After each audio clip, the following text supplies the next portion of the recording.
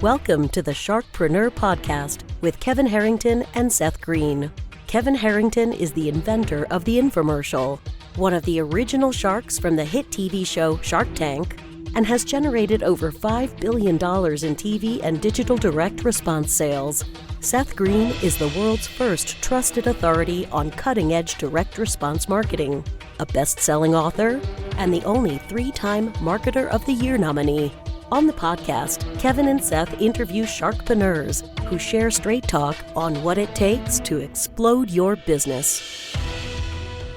49 faces looked to him in triumph. Over the last 12 months, they had each taken turns and promoted his business for a week at a time, driving over $987,342 in revenue. What if you had a network of 50 centers of influence who promoted your business every week for a year? Grab your copy of the #1 Amazon best-selling book, The Ultimate Guide to Growing Your Business with a Podcast, at 33% off the Amazon price by going to ultimatepodcastbook.com. Again, that website for 33% off the Amazon price is ultimatepodcastbook.com. Welcome to the podcast. This is your co-host, Seth Green. Today, I've got the good fortune to be joined by Arno Vis from OpenProvider.com. Arno, thanks so much for joining us.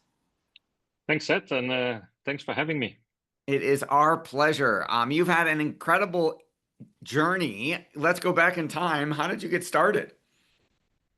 Oh, it's a long time ago. I started my entrepreneurial journey in 1994, so more than 30 years ago.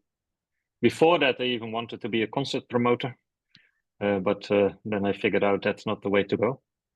And I started more than 30 years ago. Awesome. And what have some of those companies been? Well, we started as a very traditional graphic design company, print work. Somebody showed me internet in 1994, and I was like, dude, this is not going to happen. Why do I need internet? And, sometimes you're wrong. And then we rolled step by step into web hosting and domain names, where I sold the web hosting at some point in 2012. And then with OpenProvider, we became one of the larger domain registrars in Europe. And that's kind of the summary of the journey. I'm sure the longer version could be in a book somewhere if it isn't already. So what differentiates OpenProvider from, say, a GoDaddy or a Bluehost or one of the other companies? Well, we're focused on wholesale domain registrations. So we typically cater to companies or individuals that have, a bunch of domain names. Can start at 10 or more, doesn't matter, up to, 100,000s. And the unique part that we do is that we sell a membership.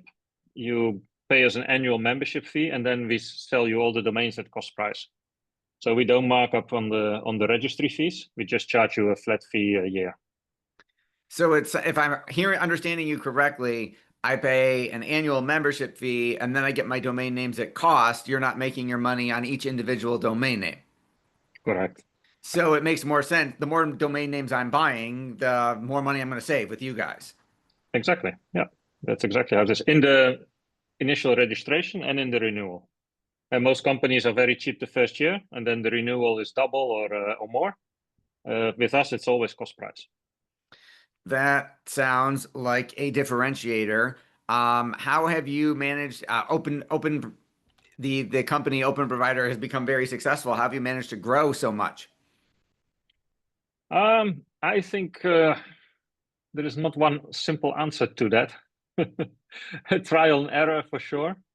Differentiating in the business model, I think it helped us. Being a member of entrepreneur organization, which you know very well, I think it helped me to go through the ups and downs of the life of every entrepreneur and being able to manage that. I think also, put high ambitions, constantly fail them, but our failure is normally above the success of others. So that's also one of the things that we try to do.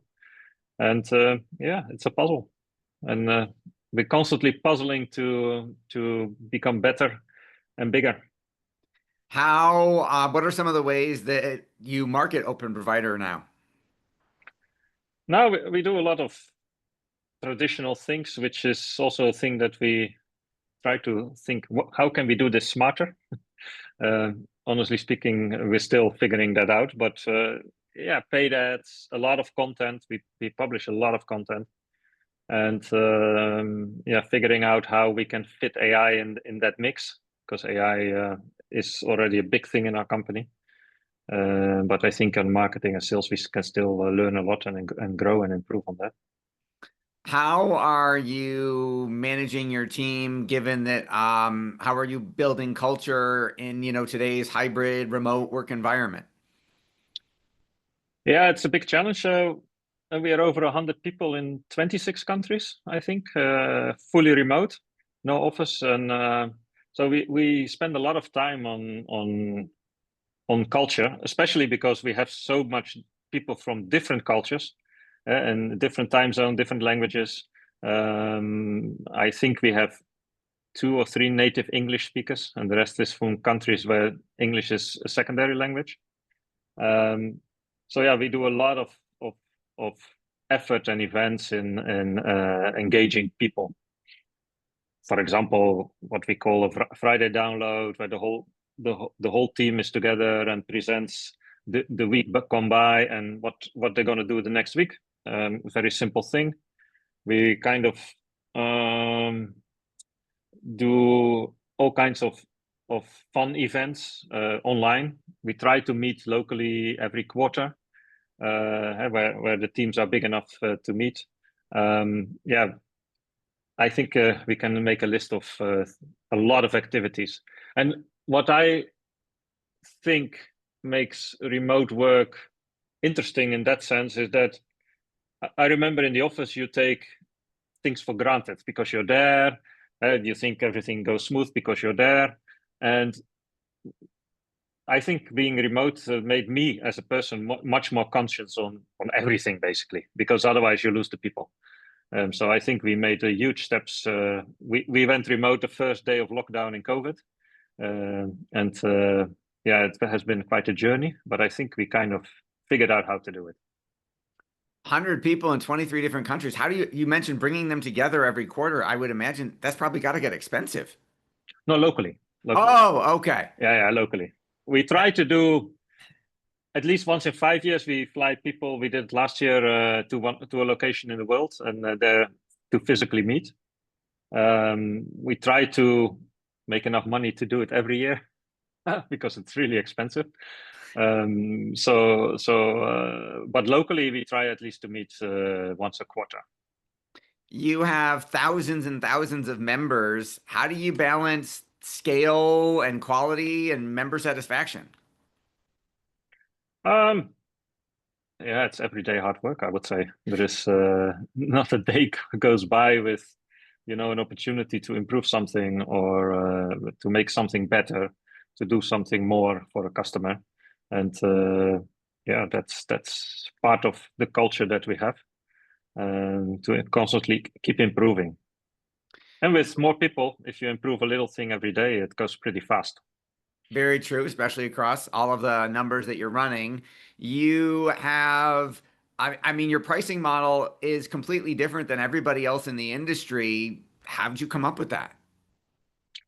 Well, I was thinking at some point what we saw, especially with a little bit bigger customers, they negotiate their portfolio till the last cent of margin, and they shop around and somebody will say yes. And I'm like, that's not cool.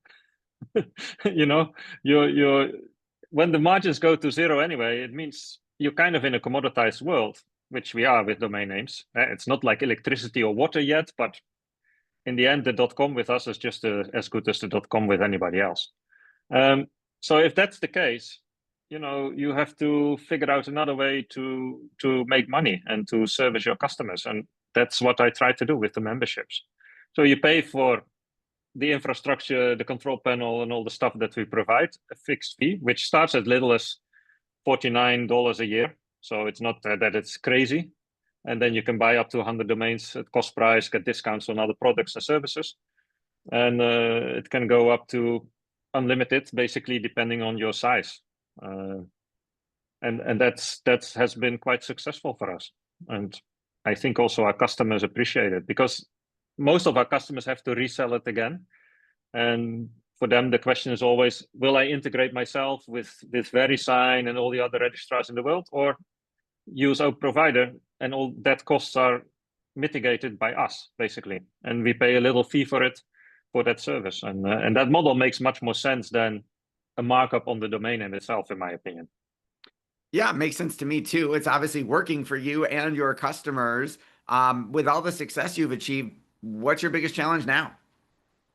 To keep growing and to grow faster. For me, I mean, it's kind of, I see it as you play in the league, you know, whether it's the basketball league or the hockey league, doesn't matter. And if you play, you know, if you're on the right side of the league, it's less fun than if you're on the left side of the league. So we constantly strive to grow, and you know, at some point, GoDaddy, who is by far the biggest, I have nothing against them. They're a big inspiration, but you know, they cannot be a number one for always. And we want to take that place at some point, and we have time. You know, we don't have to sell. We have no pressure from investors. We take our time and slowly get there, and that's the fun part. What have been some of the biggest lessons you've learned along the way? Ooh, the bottleneck is always at the top of the bottle. So when I realized that I'm in general the biggest problem for anything that goes not the way I want it to go, and that I have to, you know, learn and grow myself before the organization can make the next step. For me, it took some time, but it was a big eye opener, and I think it's something many entrepreneurs are struggling with. And yeah, I learned that lesson not too late, at least. I wish I learned it earlier. Would have made life a bit more easier. And as an entrepreneur, you always think that you're right. And in many cases, that's true. But it doesn't matter if nobody, you know, understands it or sees it the way you do. So yeah, that part, I think, is one of the big lessons that I learned, one of the largest. There are many, many more, but I would say that's the one. That makes a lot of sense. How do you manage the day-to-day stress of growing a business? Well, I read a few pretty good books that I try to implement. 10x is easier than 2x, Dan Sullivan and Jeff Hardy. Maybe you know it. Who Not How, from the same authors. And I think I get slowly better at it. It's still hard to leave the operation completely alone, but I notice the more I leave it alone and focus on more strategic things, more on big relationships. And we also use EOS, Entrepreneurial Operating System, where I'm the visionary.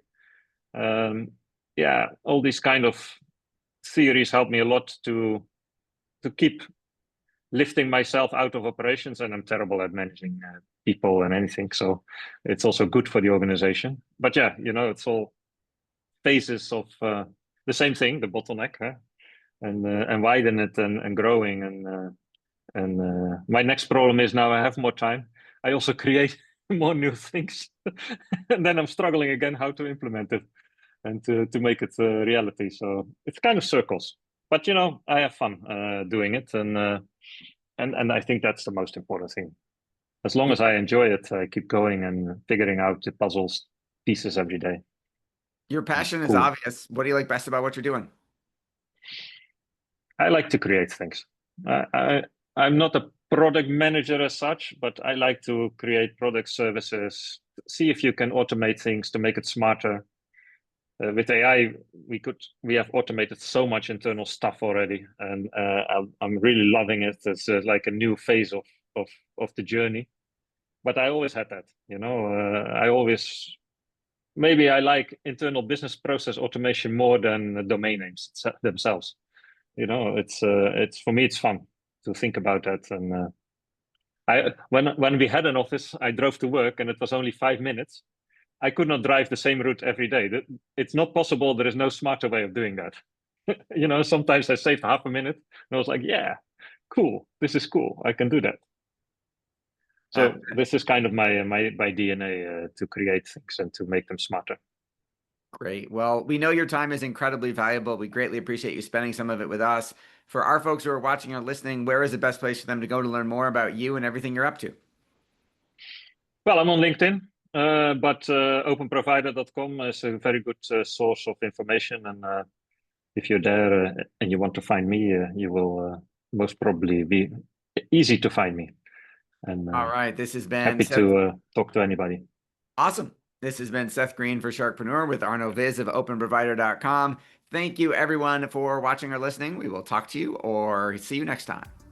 Why do so many businesses struggle while others seem to explode overnight? Do you wish you had the secret to this type of exponential growth? Now, I've scaled more than 20 businesses to over $100 million, and it's not just luck. In my new book with Mark Tim, Mentor to Millions, you'll learn the repeatable framework I use in all my business ventures for massive success. Order at kevinmentor.com and get over $1,000 in bonuses. Head to kevinmentor.com.